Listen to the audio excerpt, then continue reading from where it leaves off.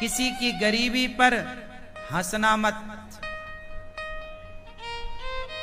किसी की मजबूरी पर भी मत हंसना, क्योंकि यदि आप हंसे तो जो मजबूरी आज उसके सामने है, कल वो मजबूरी आपके सामने आकर खड़ी हो जाएगी। जो हालात उसके हैं वो हालात आपके बनने में देर नहीं लगेगी। मैंने रंक को राजा होते देखा है और राजा को रंक होते देखा है। ये उम्र ना अनुभव सीखने की उम्र है। स्कूल कॉलेज से ज्यादा हम लोगों ने जीवन के अनुभव में सीखा है। जो हमारा जीवन सिखा सकता है वो कोई यूनिवर्सिटी नहीं सिखा सकती। जो हालात सिखा सकते हैं, जो गरीबी सबक देती है ना मेरी माँ, वो कोई कॉलेज नहीं सिखा सकता, कोई प्रोफेसर नहीं पढ़ा सकता। जो गरीबी पढ़ा देती है, हाँ या ना? इसलिए ईश्वर ने यह गरीबी बनाई है। समय तो सबका बदलता है। राम अयोध्या के राजमहलों में रहने वाले, पर समय बदला तो नंगे पांव जंगल जाना पड़ा। गुलाब की पंखुड़ियों पर चलने वाली माता सीता, समय बदला तो जंगल की लकड़ियों को काटना पड़ा। लव कुश को अकेले पाल पोस कर बड़ा करना पड़ा। हालात क्या नहीं कराते, मजबूरी क्या नहीं कराती, समय क्या नहीं कराता। इसलिए समय का दुरुपयोग ना करो, सीखो। हर दिन हमें कुछ सीखना चाहिए, हर समय हमें सीखते रहना चाहिए, लोगों का अनुभव लेते रहना चाहिए। एक उम्र का अनुभव होता है साहब। जो ज्ञान 40 साल के आदमी को है, वो ज्ञान 20 साल 25 साल के लड़के को हो ही नहीं सकता, वो कितना भी पढ़ ले। मैं अनुभव की बात कर रहा हूं, डिग्रियों की नहीं। कि अनुभव जो है वो एक टाइम के साथ आता है, एक समय के साथ आता है। और अनुभवी व्यक्ति सब नहीं होते। याद रखना, उम्र बढ़ना अलग है और अनुभव बढ़ना अलग है। जरूरी नहीं है कि आपकी उम्र बढ़ रही है तो अनुभव बढ़े। कुछ लोगों की उम्र तो बढ़ती है, अनुभव नहीं बढ़ता। अनुभव किनका बढ़ता है? जो हर हालात से गुजरते हैं। जो हालातों से गुजरे ही नहीं, उनका अनुभव तो जो 2015 में था वही 2024 में है।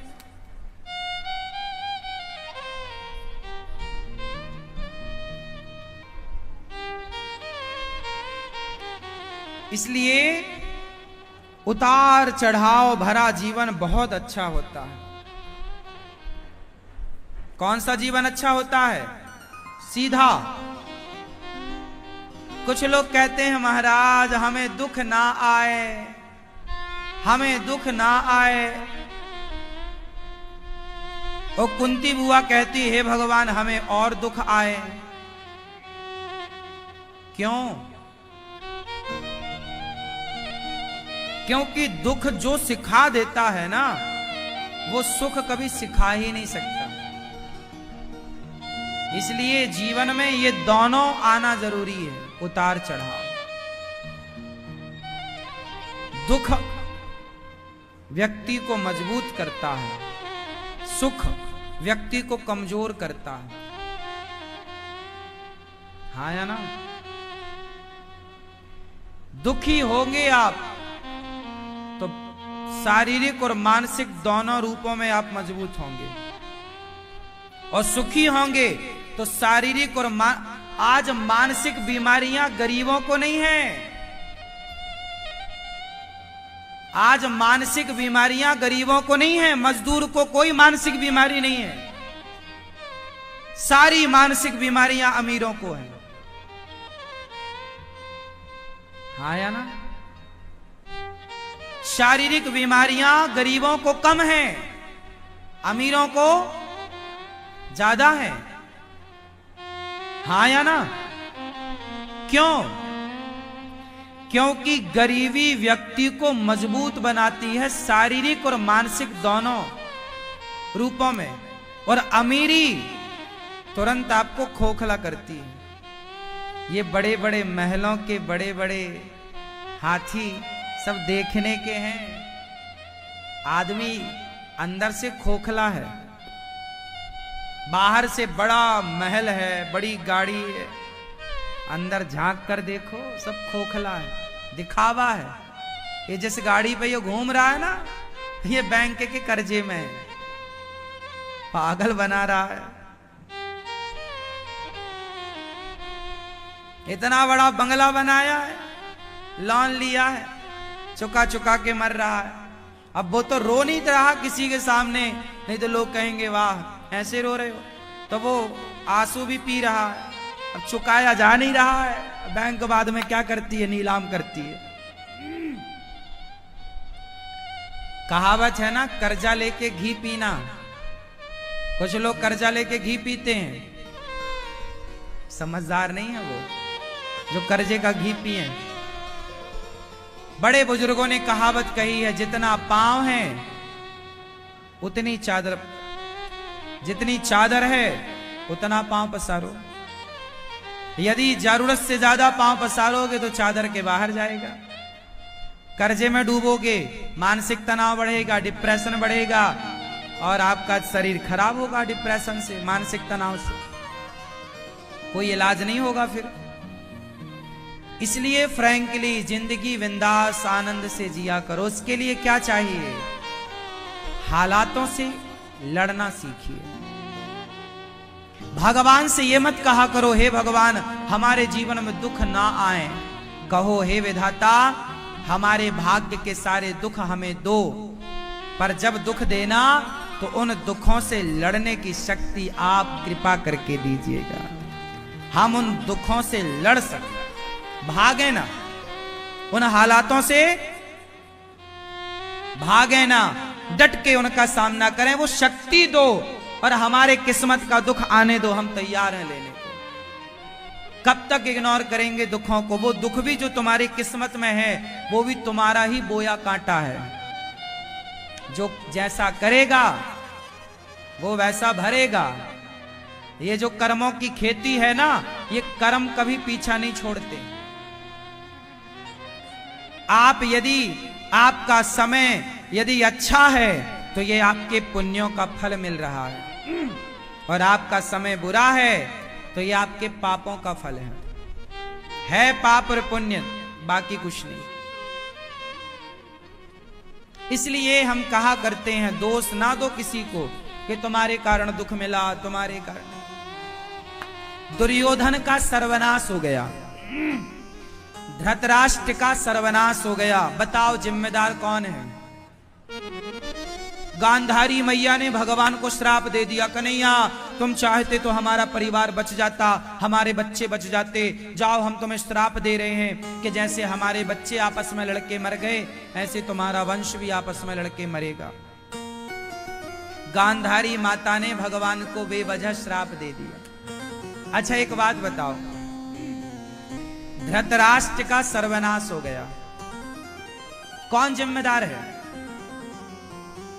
उत्तर दो, कौन?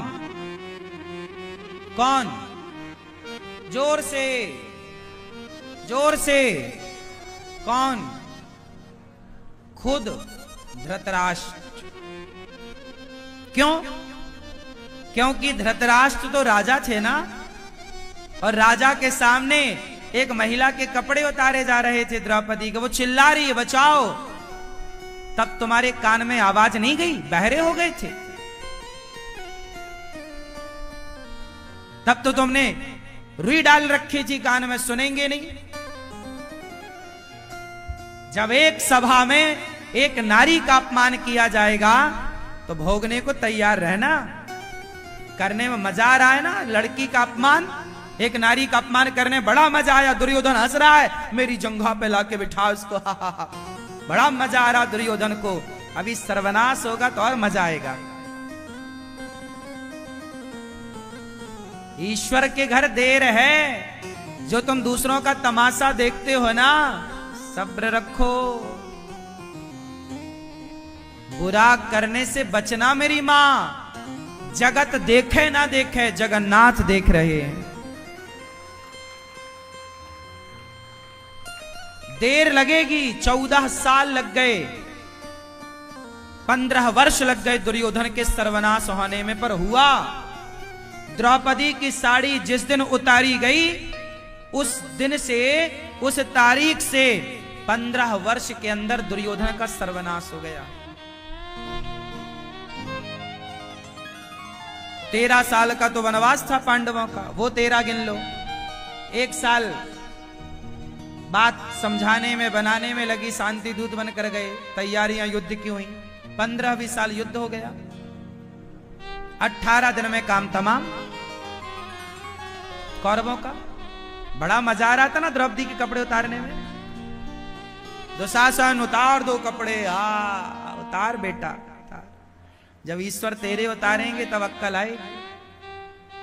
ये इतिहास के पन्ने पूजा करने को नहीं है जो तुम महाभारत और गीता की पूजा करती हो मेरी मां। पूजा करने से काम ना होगा। निकाल कर पढ़ा करो इतिहास को, पुराणों को। जो लिखा है उस लिखे हुए को समझो।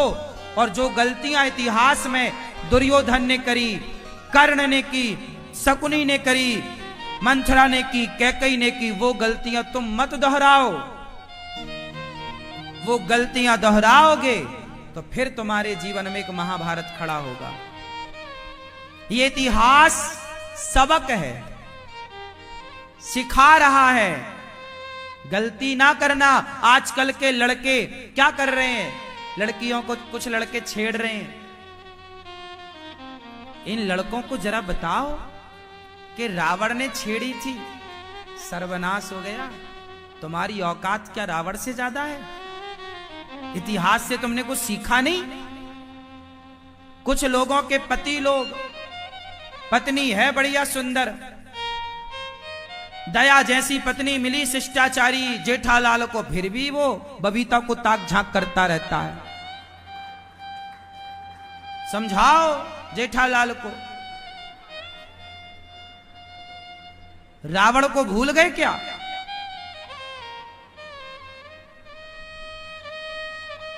जो अपनी पत्नी को छोड़कर दूसरी की औरत ताक झांक करे, ऐसे लोगों को रावण के बारे में सुनना चाहिए कि रावण भी अपनी मंदोदरी को छोड़कर और पराई औरत को उठा के ले आया। ये इतिहास काहे पढ़ने के लिए है क्या?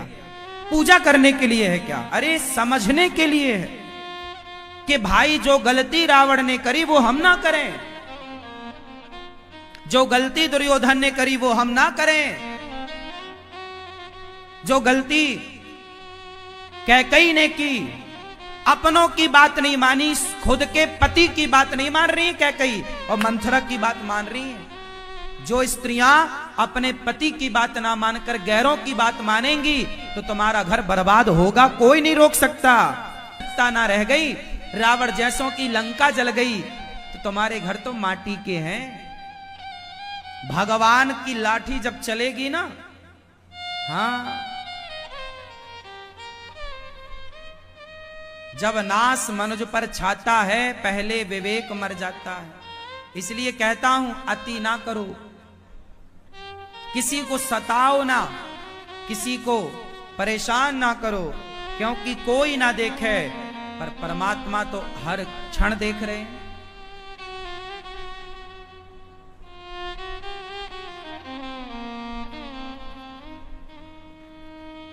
हमारे शास्त्र कितना बढ़िया मैसेज देते हैं, कितनी बढ़िया सबक देते हैं। सीख लो बेटा, एक अच्छे इंसान बन जाओ। राम, देखो इतिहास में 2 लोगों का नाम है, राम का और रावण का। अब ये आपको चयन करना है कि आपको रावण जैसा बनना है या राम जैसा। इतिहास में 2 नाम है, अर्जुन का और दुर्योधन का। अब आपको अर्जुन की तरह बनना है या दुर्योधन की तरह। इतिहास में 2 नाम है, कैकेयी के और मंथरा के। अब आपको मंथरा की तरह बनना है, कैकेयी की तरह बनना है या कौशल्या जी की तरह बनना। इतिहास भरा पड़ा है अच्छे लोगों से और बुरे लोगों से। ये इतिहास चाणक्य से भरा पड़ा है,